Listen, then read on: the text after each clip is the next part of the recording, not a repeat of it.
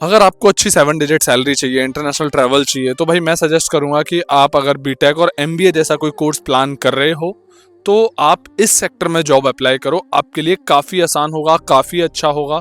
Targets नहीं होते, सबसे अच्छी बात। और एक अच्छी वाइट कॉलर जॉब है, अच्छी ट्रैवलिंग मिलती है, अच्छे लोगों से मिलते हो, अच्छा ग्रो करते हो।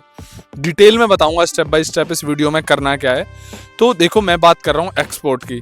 तो आपको करना क्या है, मान के चलो आपने ग्रेजुएशन कर लिया, बीकॉम बीए जो भी किया है, बीएससी किया है, उसके बाद आप जनरली अगर 2 कोर्सेज के लिए जा रहे हो, मतलब और भी हैं, तीनों चारों को चलो कवर कर लेते हैं। जैसे बीटेक हो गया, एमबीए हो गया, बीबीए हो गया, बीसीए हो गया।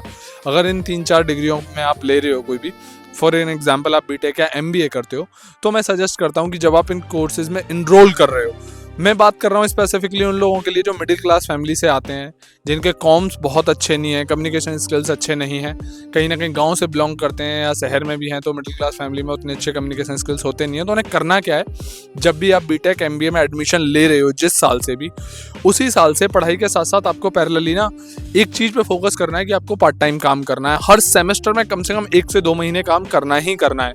और वो काम कौन से हो सकते हैं? अगर आप बीटेक कर रहे हो तो 4 से 5 साल की जो बीटेक होती है, तो शुरू के 2-3 साल आप ऐसे काम कर सकते हो कि कहीं पार्ट टाइम जॉब हो गया, डिलीवरी जॉब्स हो गई, आप वैले पार्किंग हो गया, आप जो फेयर वगैरह लगते हैं उनकी स्टॉल टिकटिंग पे काम कर सकते हो। और अगर एमबीए कर रहे हो तो आपके 2 ही साल की एमबीए होती है, तो उसमें क्या है कि आप उसमें ये सारी चीज़ें तो कर ही सकते हो, जहाँ जैसा काम मिले। वैले पार्किंग ले लो, फेयर ग्राउंड्स होते हैं वहाँ पे चले जाओ, एक्सपो मार्ट्स वगैरह होते हैं उनमें चले जाओ, वहाँ पे पार्टिसिपेट करो, वहाँ अच्छे लोग आते हैं बाहर के, तो अच्छी चीज़ें सीखने को मिलती हैं। और प्लस लास्ट के 1 ईयर में, मतलब जब जैसे अगर आप एमबीए कर रहे हो तो उसके सेकंड ईयर में, अगर आप बीटेक कर रहे हो तो उसके लास्ट 2 ईयर्स में आपको क्या करना है, आपको किसी भी कॉल सेंटर में एक जॉब लेनी है। स्पेशली ध्यान इस बात का देना है कि वो कॉल सेंटर आउटबाउंड होना चाहिए। मतलब आउटबाउंड का क्या मतलब है कि जहाँ पे आपको चीज़ें सेल करनी होती हैं, जहाँ पे टारगेट्स होते हैं, जो टारगेट बेस्ड जॉब होती हैं, उसमें आपको इनरोल करना है और वहाँ पे आपको जॉब करनी है।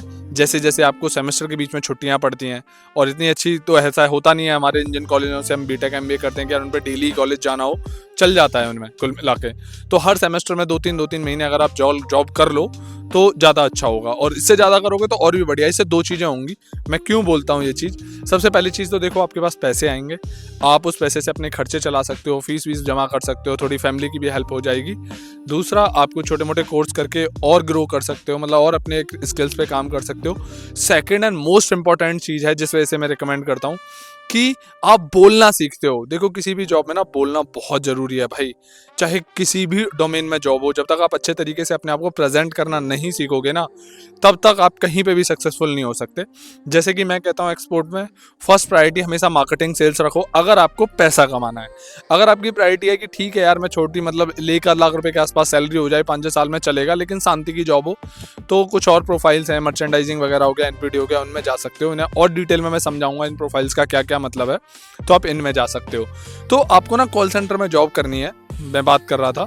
तो इसमें होगा क्या कि जब आप कॉल सेंटर में जॉब करोगे, उसमें आउटबाउंड कॉल्स होती हैं, मतलब आपको कॉल करना होता है किसी बंदे को कि जी हम ये इंश्योरेंस सेल करते हैं, क्रेडिट कार्ड सेल करते हैं, कोई पर्टिकुलर प्रोडक्ट है जो आपको सेल करना होता है। अच्छा, उसमें ना 2 चीज़ें हैं जो आप अच्छे से सीखते हो।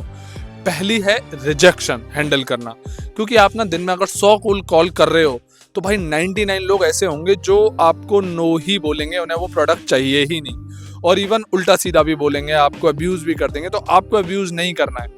जनरली लोग जो कॉल करते हैं, काम करते हैं ना कि कॉल कट करके उसे गाली देने लगते हैं, नहीं नहीं, आपको उस चीज़ को पॉजिटिवली हैंडल करना सीखना है। कि आपको इस चीज़ को समझना है कि भाई आपके जैसे ना और भी बहुत लोग हैं जो दिन में उस बंदे को कॉल कर रहे हैं, आपके लिए वो पहला कॉल है उस बंदे को, लेकिन और बहुत लोग हैं तो बंदा इरिटेट हो जाता है। आपके पास भी कल को ऐसे कॉल आएंगे तो किसी से मिसबिहेव नहीं करना है, एक अच्छे प्रोफेशनल तरीके से बात करना है। इससे आपको क्या होगा कि जब कल को आप मेन प्रोफाइल में जाओगे एक्सपोर्ट में, वहाँ पे भी रिजेक्शंस होंगे, तो उन्हें अच्छे से हैंडल करना और उनमें से लर्निंग कैसे निकालनी है वो सीखोगे।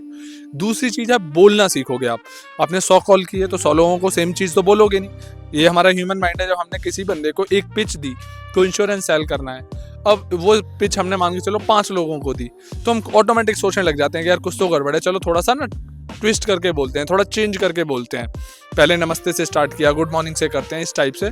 हमने पहले स्टार्टिंग में ही सेल की पिच दे दी, पहले सेल की पिच ना बोल के हम पहले हालचाल पूछेंगे तरीके से, इस टाइप से। तो आप एक चीज़ को तरीके से बोलना सीखोगे, इसलिए ये चीज़ें करो। और ये चीज़ें करो, और ये करके अगर आपको कुछ मतलब समझ में आता है, कहीं कोई आपकी इंक्वायरीज हैं, कोई कमेंट्स हैं, तो आप कमेंट सेक्शन में बताना और मैं उन्हें रिजॉल्व करके फिर इस पे नेक्स्ट वीडियो लेके आऊँगा इसी सीरीज़ में। Thank you.